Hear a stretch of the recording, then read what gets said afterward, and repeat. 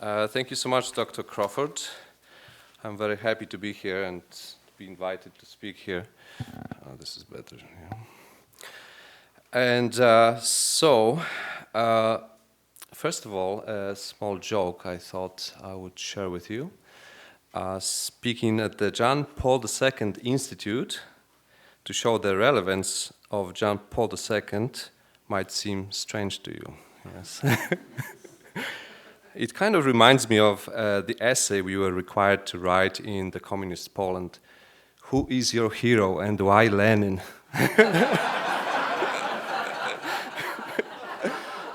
However, there is a vast difference, a huge difference between John Paul II and Lenin. First of all, we love John Paul II. Yeah? Secondly, John Paul II, we have a strong, firm conviction that he loves us back.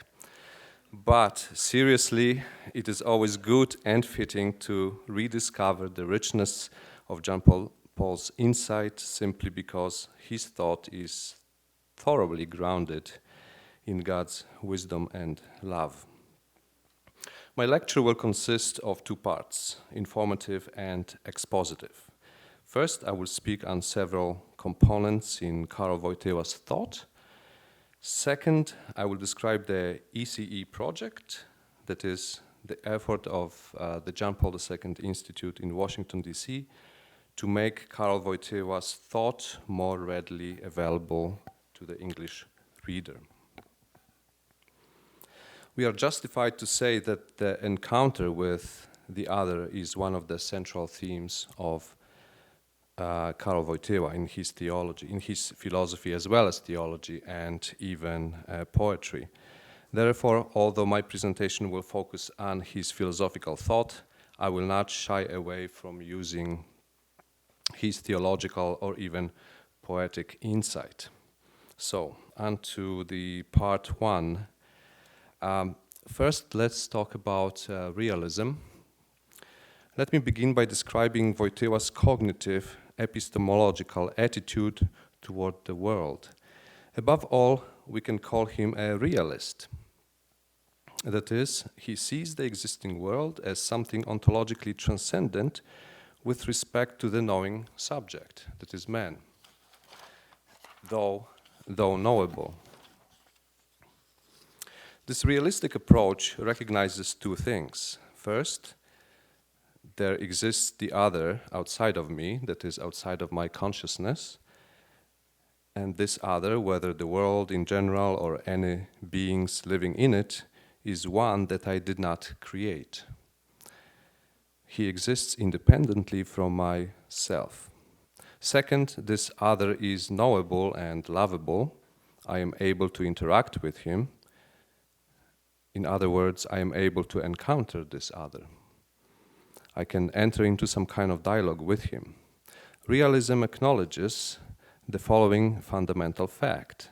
Something exists outside of the subject, man, while he strives to know the truth about this something.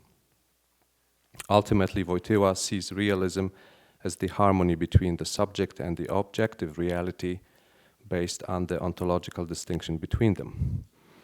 Consequently, authentic encounter is impossible under the presuppositions of, on the one hand, empiricism, which morphs into agnosticism, phenomenalism, and materialism, and on the other hand, rationalism, whose excess leads to idealism and a priorism. Wojtyłan realism in cognition avoids these two epistemological extremes. What I want to stress now is the fact that realism is necessary, is indispensable condition of any authentic encounter. This realistic attitude applies not only to natural knowledge but also to the encounter with God, especially in faith. For, as the late Pope Benedict reminds us, faith is, quote, entrusting oneself to that which has not been made by oneself and never could be made, and which precisely in this way supports and makes possible all our making, end quote. If we agree that the encounter with the other requires a realistic cognitive attitude, the next step is to recognize that a unique feature of Wojtyła's realism is his turning to experience. Experience supports encounter because it is the immediate and direct contact with what exists, a contact that involves human consciousness. To experience means to be a direct eyewitness of something in oneself. This direct eyewitness is a component of fully human intellectual cognition.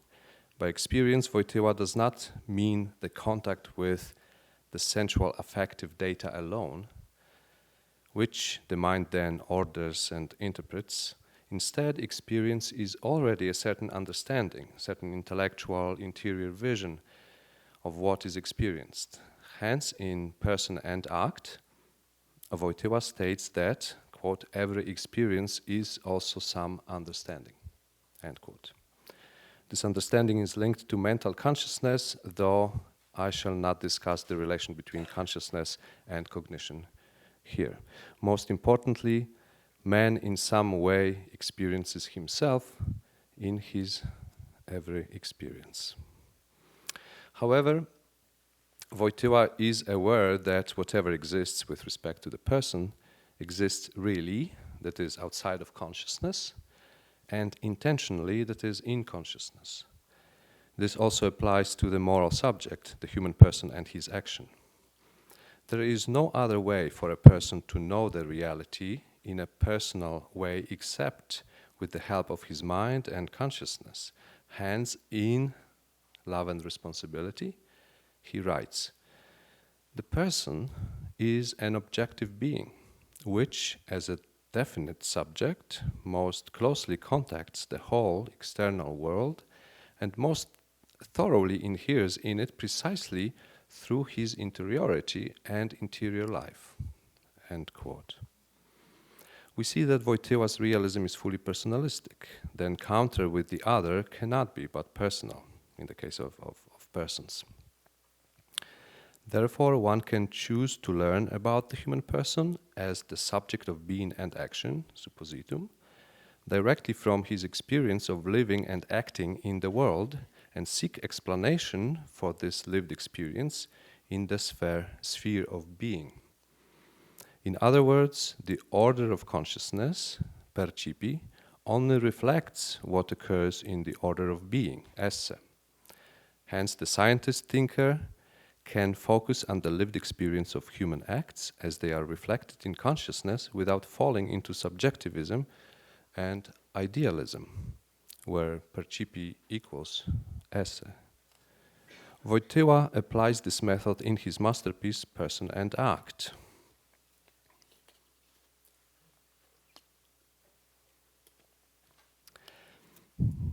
Which integrates intuition and philosophical reduction. That is, the interior experience, or you can say introspection, and exterior experience, you can call it observation. There, the goal and the method is to understand the person by studying his action. Wojtyła writes, quote, the study, namely the person and act, the study nevertheless will not be of the act that presupposes the person. This study will concern the act that reveals the person. It will be a study of the person through the act.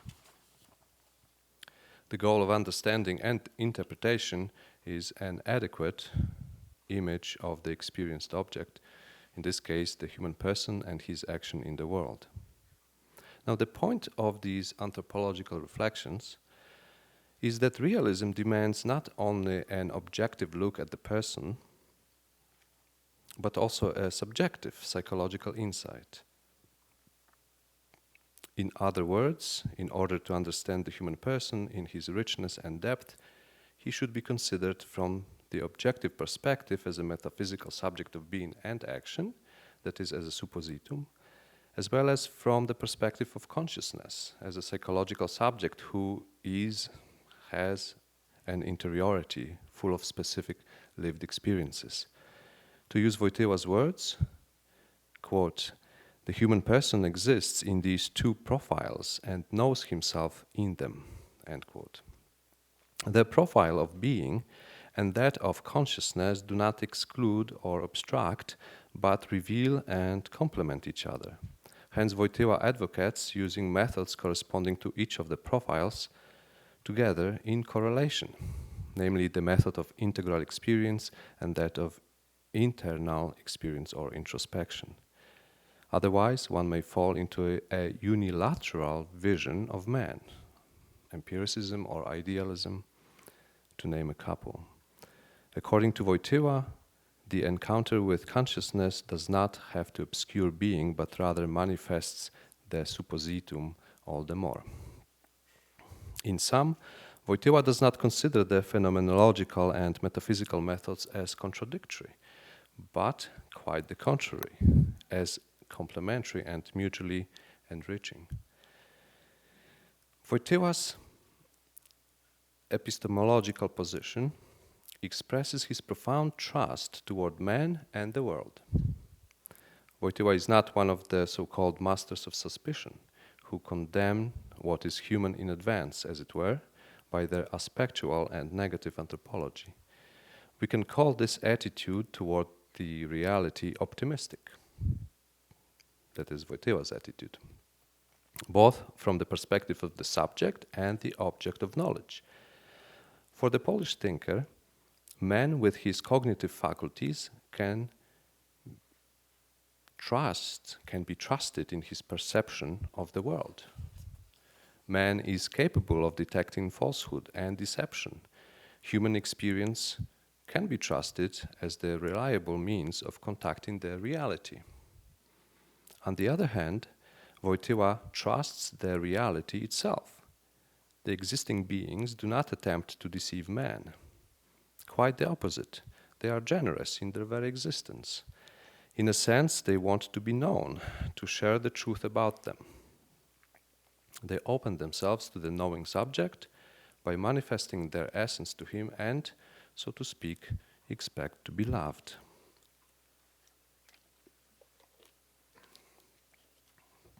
Now let me move on for a moment and speak about freedom, another theme, a huge theme in Wojtyła's thought, which is connected with his cognitive attitude. Properly human personal engagement with existing beings happens through human action, hence it demands freedom. Karol Wojtyła is a defender of authentic human freedom.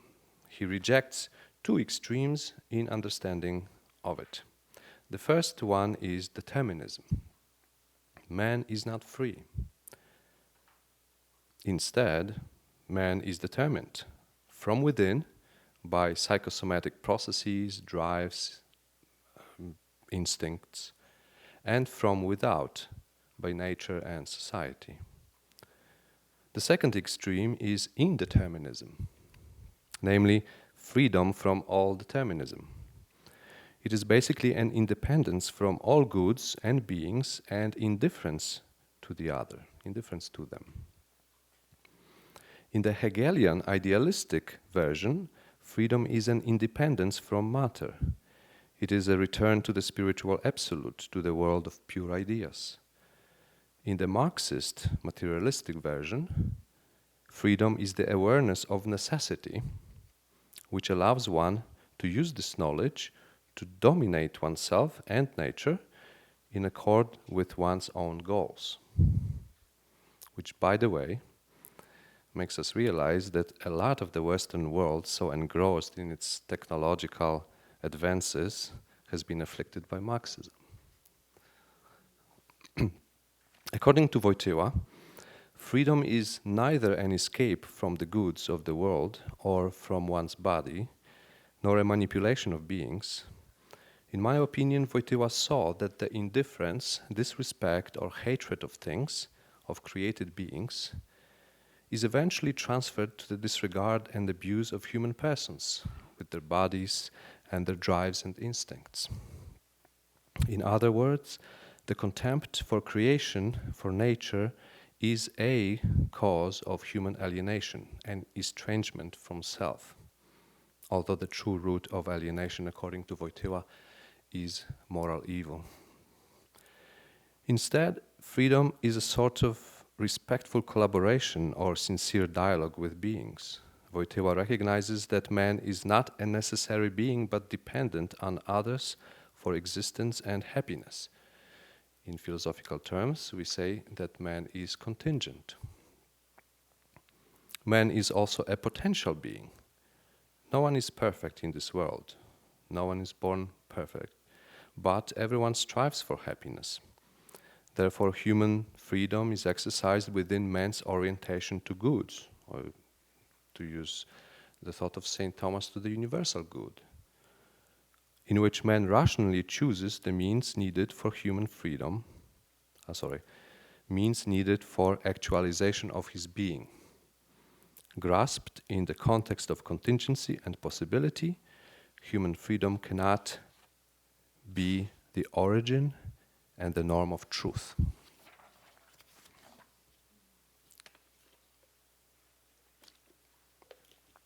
Realizing authentic human freedom requires a contemplative attitude toward creation.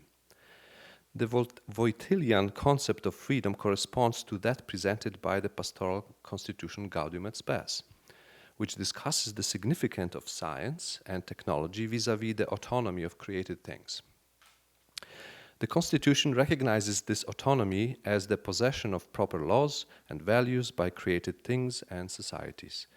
In virtue of being created, all things are endowed with, quote, their own stability, truth, goodness, proper laws, and order, end quote. Man is to distinguish, consult, and manage them with due respect. In order to be faithful to his realistic attitude, man ought to heed the following principle in his action. In all your activity, remain in harmony with the objective reality. In other words, act in accord with your own rational being and your involvement in the world of other beings, your inherence in this world. By defending the autonomy of created things, Gaudium et Spes defends epistemological and ethical realism. It also in some way criticizes the technological attitude toward the world. Again, man is not to arbitrarily use creation as he sees fit, but exercise conscious stewardship. In his work, Sources of Renewal, Wojtyła writes, "It may be said that this autonomy of created things, indirectly indicates the necessity of ordering, or rather subordinating, all things in truth, a necessity which applies to man and all his activity in relation to the world. As the Council teaches, at this point there is always an encounter with the Creator," end quote. So, we have just finished a section on freedom, small section, and now let's talk about love. Wojtyła's cognitive approach expresses his fundamental attitude toward the world, called the hermeneutics of the gift. According to St. John Paul II, the meaning of creation lies not only in the fact that by his word God makes everything out of nothing, ex nihilo, but also in the motive for this act, namely love. Hence, the Polish pontiff understands creation as a bestowal of being out of love. That which exists is a gift from someone who loves. In other words, God does not create because he must or because he needs his creation for some practical reason. Creation out of love is a bestowal of value that follows by an affirmation of it. God the Creator, quote, saw everything and indeed it was good, end quote. That's a quote from Genesis chapter 1, verse 31. The point here is for us to see that creation possesses meaning, hence value, by virtue of being created. Its fundamental value arises from the fact of being a gift from a loving God. Consequently, every creature of God bears within itself the mark of the gift, the most original and fundamental mark of creation. However, to recognize all creatures as gifts, that is, as beings with value, is not only to see them as given for me, but also to affirm them as, in some analogous sense, in a sense, as given to themselves. An encounter and interaction with them postulates this awareness. This is true especially with respect to human persons. To apply the hermeneutics of the gift to them means to see them as being created, quote, for their own sake, end quote. That is, the way that God sees them. Bearing the mark of the gift, man begins to understand his existence in terms of love. Love, however, is not merely an aspect of life. It is not something superadded to existence. Wojtyła recognizes an intrinsic bond between life and love. Both are bound together from the beginning of creation. However, more can be said. Wojtyła considers love as foundational for life. This conviction has a theological origin, namely the truth that God is love. And only as such, he is the source of life. Hence, the Polish thinker can affirm that God is life because he is love. The conviction that love is the basis of life drives his theory and interpretation of the human person, the human society, as well as the whole creation. This conviction drives his hermeneutics of encounter.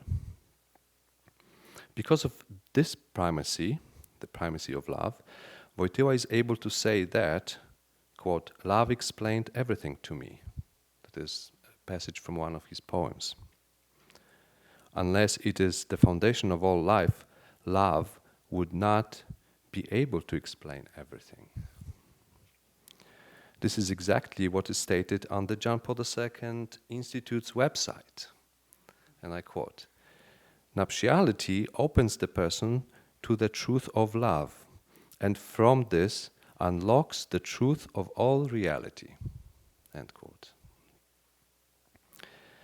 This is exactly why in his first encyclical Redemptor Hominis, John Paul II asserts that man will fail to understand himself and everything else without love. To say that love is the foundation of life means to acknowledge that love penetrates and orders the human being not only on the most profound ontic level, but also in the dimension of his action. By applying this truth to the human person, Wojtyła will say that the fundamental principle that governs human existence and action is the law of the gift. In itself, the law of the gift is simply the potency and power of giving oneself.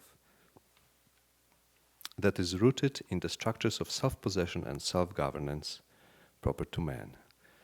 It is precisely because the human person is endowed with freedom, is sui juris et alteri incommunicabilis, that he is able to give himself to others. This freedom is exercised precisely in virtue of the person's ontic incommunicability. What is relevant here, however, is that this law identifies the person as someone who exists for the other, and therefore finds his final end in the encounter and communion of persons. For this reason, this law possesses a hermeneutical and, we could even say, normative significance.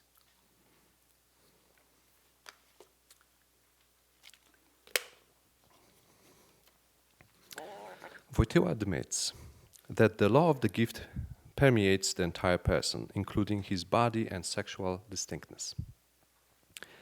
This means that the gift of self to another can be truly total, for even the psychosomatic sphere of the person falls under the scope of the law of the gift.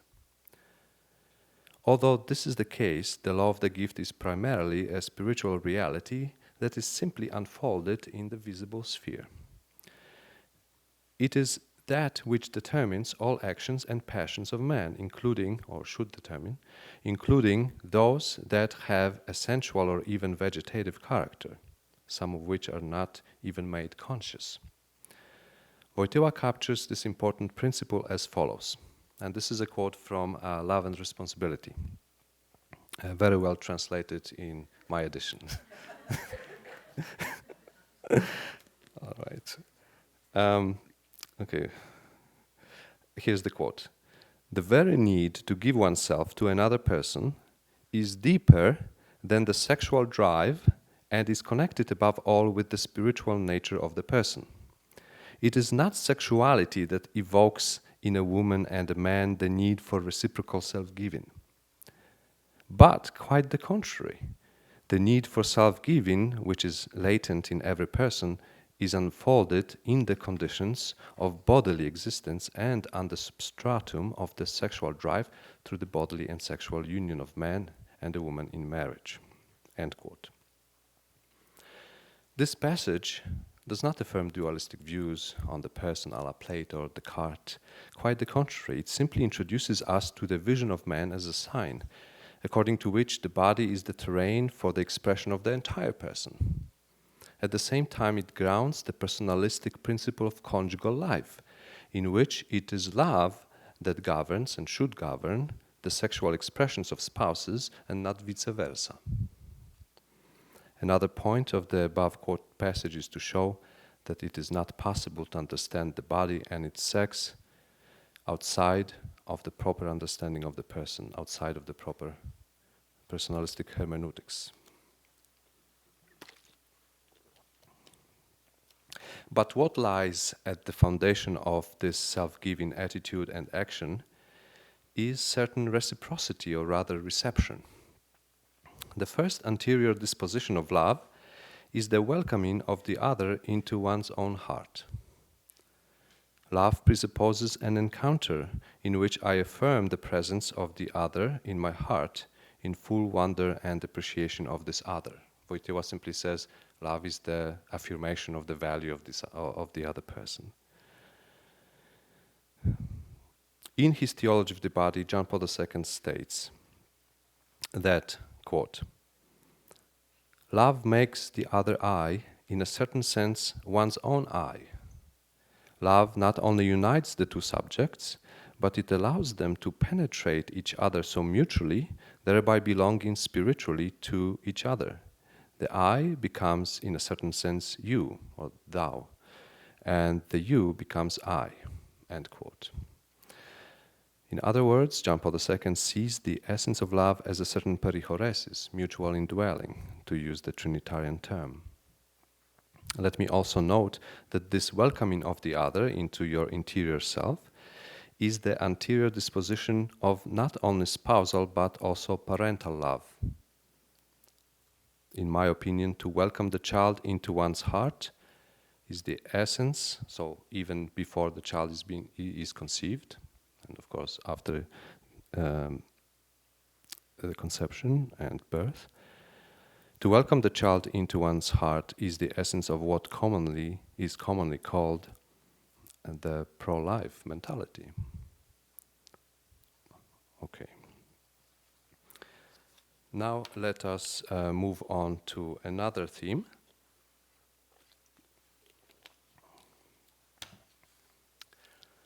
I'll keep you in suspense for a moment. Okay, this is the last theme of this part of my presentation. Having described Karol Wojtyła's cognitive encounter with the reality and his understanding of one's encounter with other persons, a particular problem arises. How can we affirm the value of each being in what is exactly due to it in virtue of what it is? How do we know that our love is genuine? Or to use the famous formulation that it is true love. In theological terms, we could pose the question as, is it at all possible to see the world through the eyes of God? And if so, how to act accordingly? Cardinal Ratzinger recognizes this problem when, in his introduction to Christianity, he writes that love can become an arbitrary deed and self-righteousness. In his book, Ordering Love, David L. Schindler portrays this problem as instrumentalization, built on the foundation of so-called ontological Pelagianism. And Cardinal Wojtyła speaks of sinful love that can be reduced to sensual lived experience for which pleasure alone is the greatest good. Examples of self-righteous or sinful love are not difficult to find nowadays, as any consensual behavior between persons is attempted to be portrayed as genuine love or even participation in Christ's self-gift.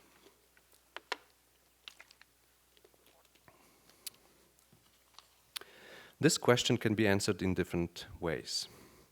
Joseph Ratzinger speaks of the indispensability of faith, which is based on man's ultimate need to receive and the inadequacy of all personal achievement.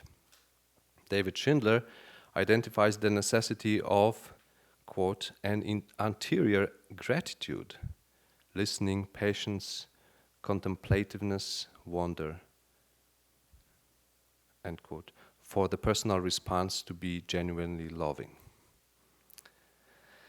Karol Wojtyła speaks about the need for integrating the transcendent in what is immanent in man and his action.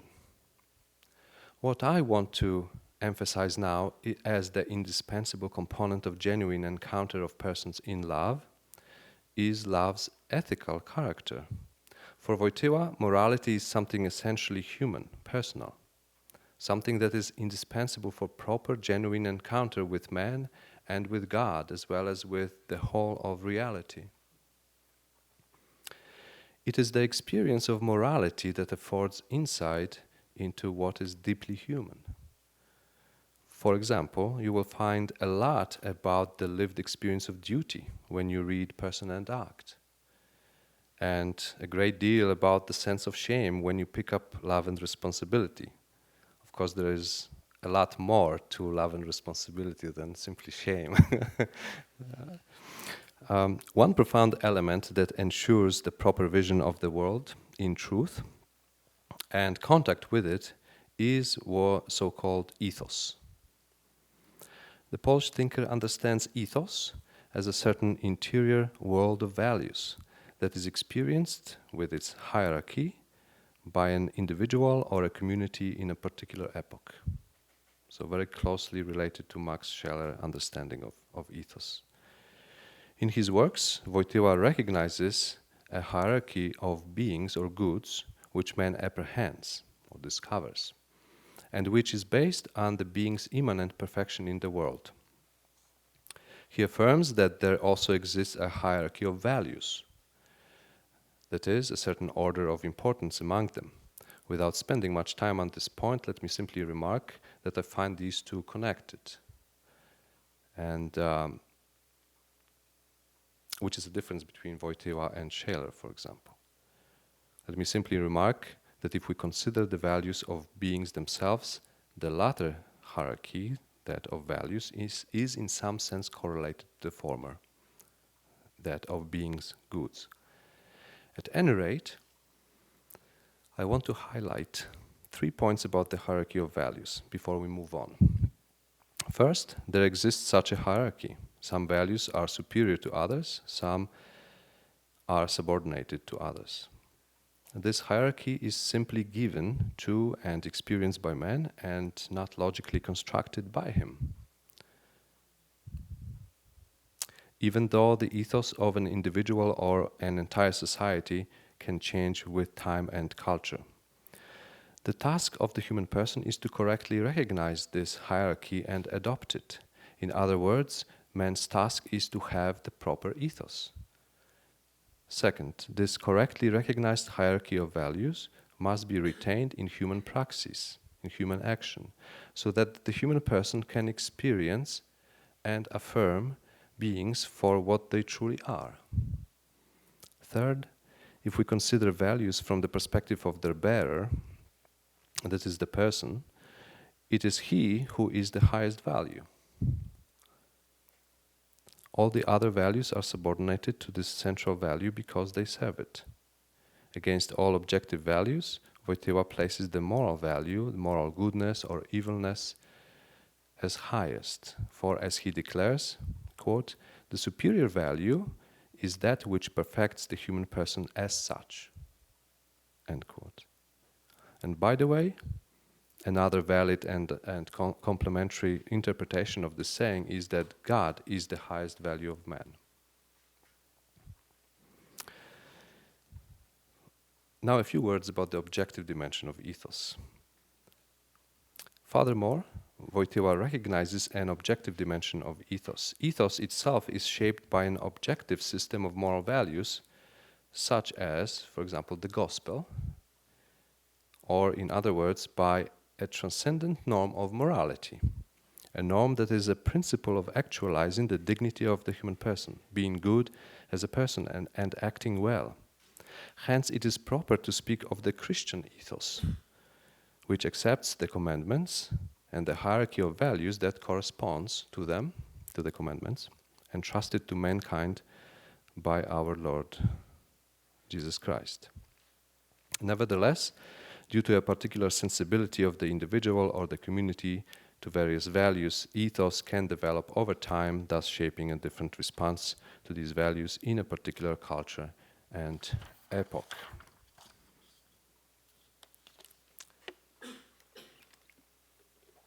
Let me remark that, according to Wojtyła, the ultimate source of all moral norms is God.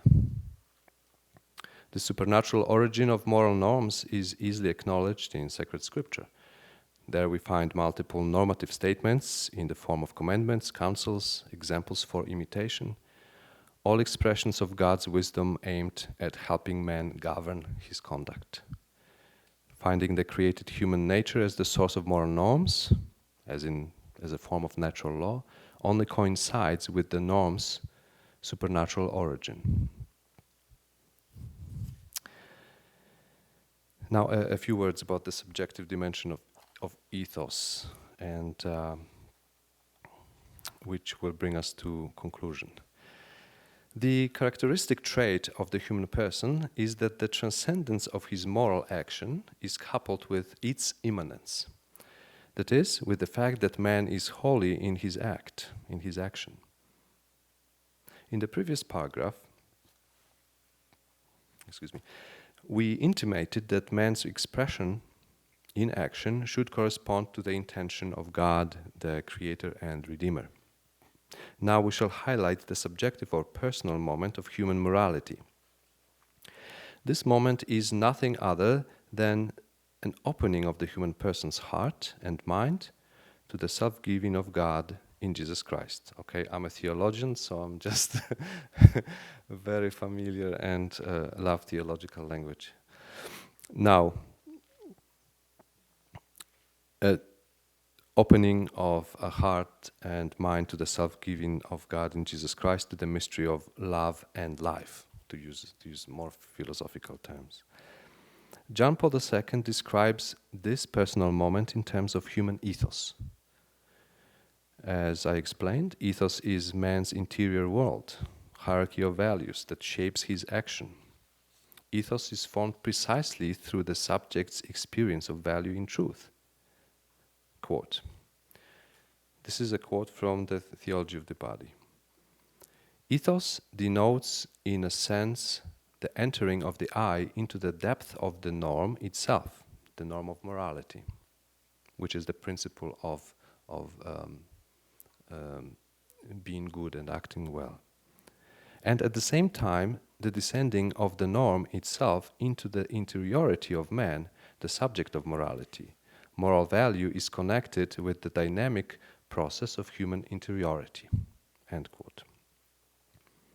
By being rooted in the experience of values, in truth, ethos becomes the interior shape or form of human morality. Ethos is an element of the living morality, as John Paul II calls it. That is the perception and lived experience of value from which duty proceeds as an expression of conscience. In other words, we begin to see ethos as an encounter between the eternal word and the human heart, one that flourishes into good works. This is the Christian ethos. That is, and here is another quote by John Paul II from the Theology of the Body. Ethos, that is a shape of morality that corresponds to the action of God in the mystery of redemption. End quote.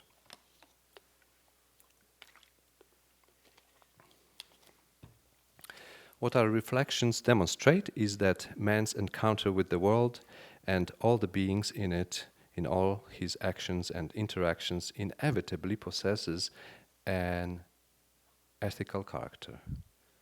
It is thanks to the moral norm accepted into the person's heart that he has the properly human contact with the world and especially with other persons. So, now a brief conclusion of this part. So I outlined Karol Wojtyła's philosophy of encounter by emphasizing several themes. We spoke of realism, freedom, love, and ethos. And from various perspectives, objective and subjective, horizontal and vertical, individual and reciprocal. Karol Wojtyła's optimistic attitude toward the other attests to the fundamental meaningfulness of reality. It also attests to the power of love to renew this world through the Word of God amidst man's experience of evil, despite of this experience. Indeed, by his perennial teaching, Karol Wojtyła's words bring hope and encouragement to every human person to lead his life with God. His philosophy of encounter is also a philosophy of hope. You can also say philosophy of reconciliation, which could be summarized by God's words he repeated so often. Do not be afraid. Ego sum, nolite timere. Thank you. So this is...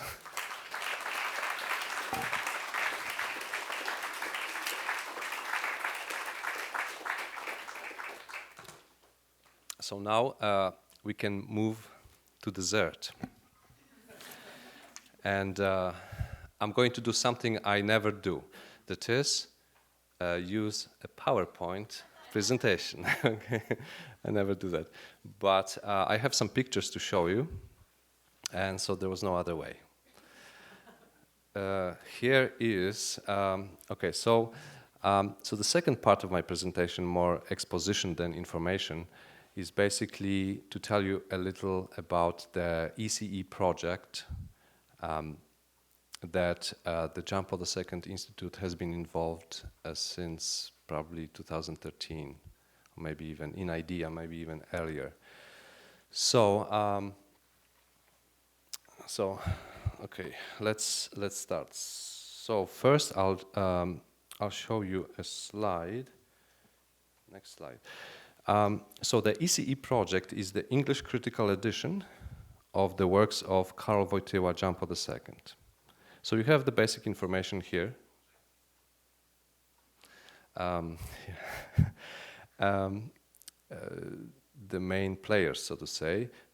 As I mentioned, the project started in 2013, and the goal is to publish the pre-papal and papal writings in critical editions. The output just for the pre-papal works alone would be around 14 volumes. And the content of just the pre-papal volumes will be philosophical. So we have anthropological and ethical works, including works on moral theology, Catholic social ethics, and sexual ethics. Theological writings of Karol Wojtyła will include works on faith, the church, priesthood, the saints. A large part will concern Vatican II, Wojtyła's contributions and interpretations of this council. A number of pastoral works, actually a great deal of retreats, conferences, synods, speeches, homilies, letters. This section will include Karol Wojtyła's dealings with the communist government of Poland. And finally, literary output, poems, meditations, dramas, plays, and writings on theater. So, a great undertaking. He was a very prolific writer, as you know, and the majority of the writings have not been translated into English, and some of them have not been even published in Poland, in Polish. So, as I said, you see the players here, the main players, the Knights of Columbus, yes, who enabled the project with their generous support, and trusted John Paul II to conduct it. The John Paul II Institute in Washington D.C. Yes, to be clear. The editor-in-chief is Father Antonio Lopez. And I have to tell you, without his support, I mean, he's the really, we could say, the father of this project. As you may know, I approached him simply to translate Person and Act, but his thoughts, he was thinking actually much more broadly. And so anyway, I think he deserves to be recognized because he is the main person of this project. So why don't we just give him a hand? Yes.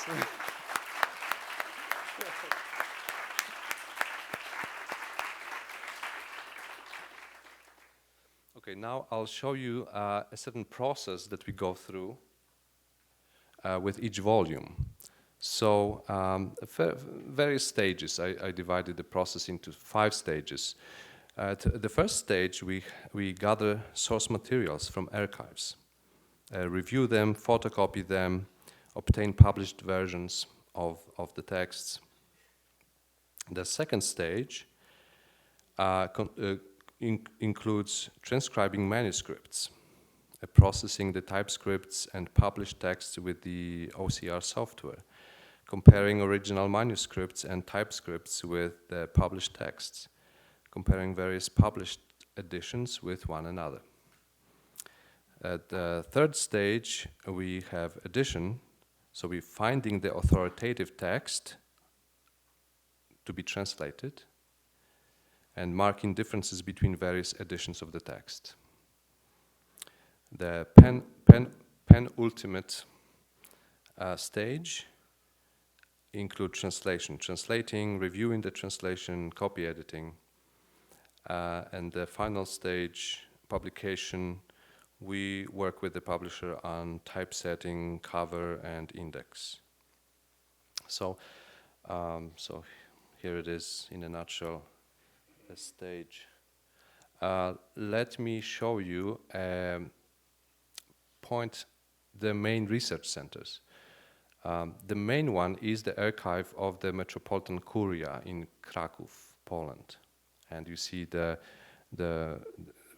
photograph of the place where it is located. It's a bishop's palace. It's called Bishop's Palace because it's a residence of Bishop of Kraków, or different bishops throughout the years of Kraków on Franciszkańska Street. I also visited the Catholic University of Lublin and also the Center of Documentation and Research of the Pontificate of John Paul II in Dom Polski in Rome. However, as I said, most research has been done in Kraków. They have an excellent collection of his writings. Next slide, just to show you, to prove that it was me doing the research. I have a photo of it was when I was young and pretty.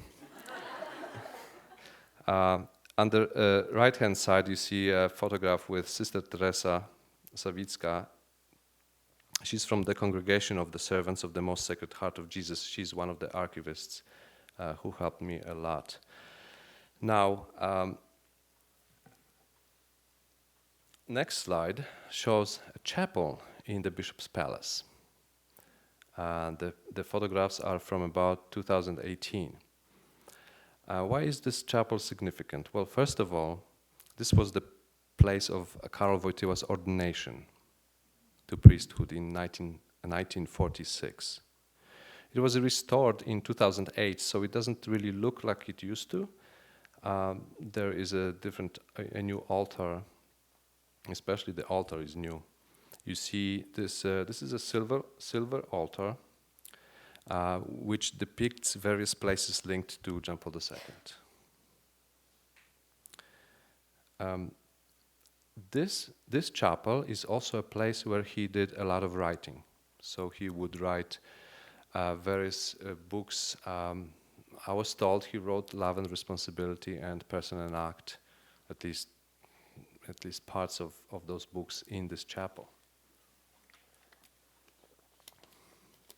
When I visited it throughout in one of these past years, there used to be a little table, black folding table, that was given to Wojtyła by another priest, Father Kuczkowski, because he observed that when Wojtyła was writing his text, he would be sitting and putting the paper on his knees and would be writing on them. So he actually bought him a table. He could just put the paper on it and write more comfortably.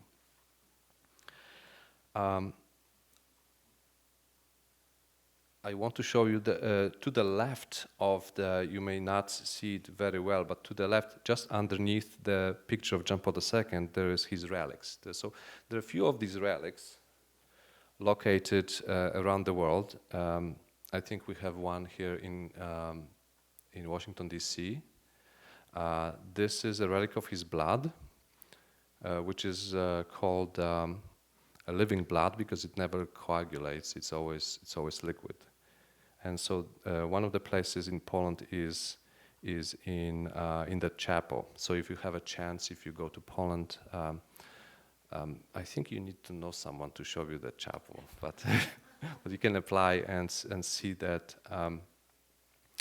I was told that just before John Paul II died, a doctor took his blood for tests, and then in the meantime he died. So he returned the blood to Cardinal Dziwisz, and Cardinal Dziwisz kept it, and now we have various relics of this blood. So, and I simply want to say that that this relic marks the presence of John Paul II, the presence transformed by his encounter with God. So to keep with the theme of my previous talk. Now, here you see some manuscript samples. Okay, these are two pages from Osoba i Czyn Conspect, so the synopsis of Person and Act, which you can read the text. It's not even published in Polish, but we have it translated and published in English in this beautiful volume 1 that Dr. Crawford showed you in the beginning. So so there are two first pages, as you can see, number 1, number 2. So the numbering he always would put in the middle of the header.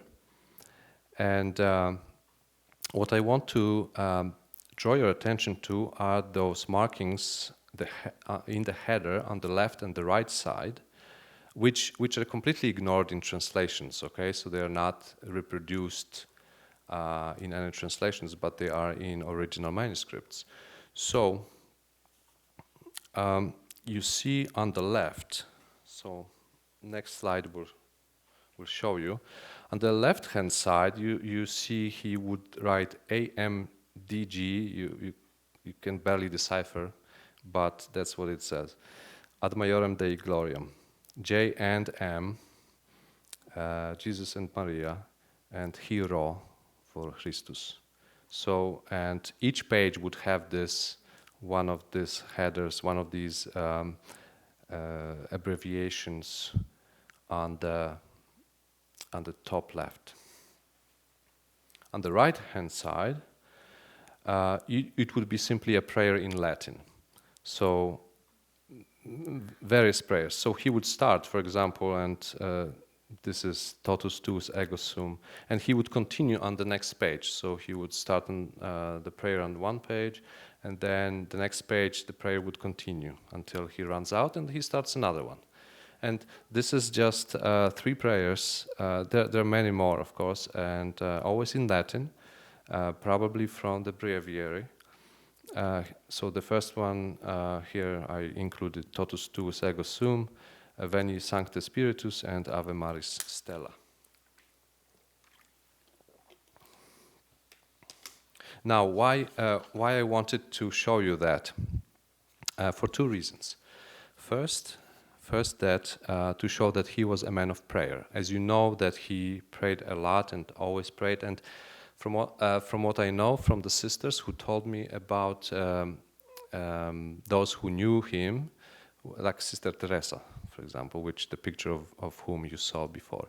She said that everybody knew that if he is in the chapel, to just not go in or remove themselves from it, just to let him pray.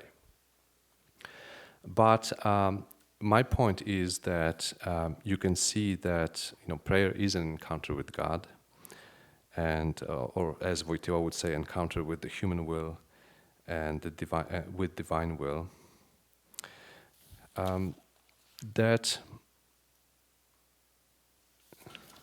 That the prayer accompanies his work. And my second point is that, especially when you think where he did the writing in the chapel, in front of the Blessed Sacrament.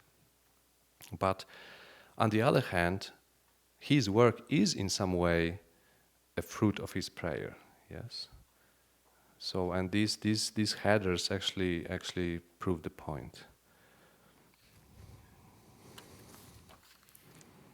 So, a couple of words on the challenges. I have a number of samples of his writing for you, just crowded on one page, because I didn't want to make this too long of a presentation, since I'm very new at PowerPoint presentations. So the first challenge I want to simply mention is his the character of his writing, his handwriting. So you see on the left, in the left column, you see a very nice handwriting there on top, and then becomes a little bit,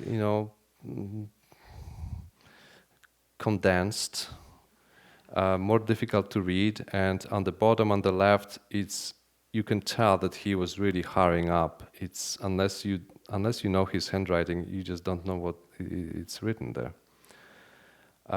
Another challenge would be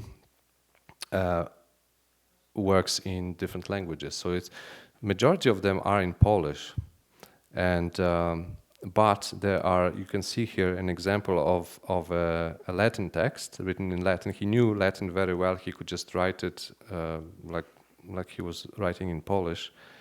So on the top right, you have a sample of a text in Latin, and on the bottom in French.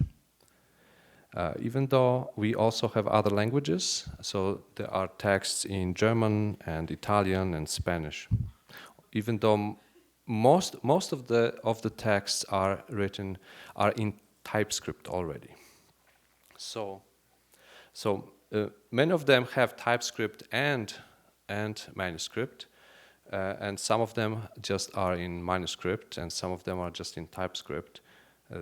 These are the source texts. So here you see an example of a TypeScript. So what happened was that Wojtyła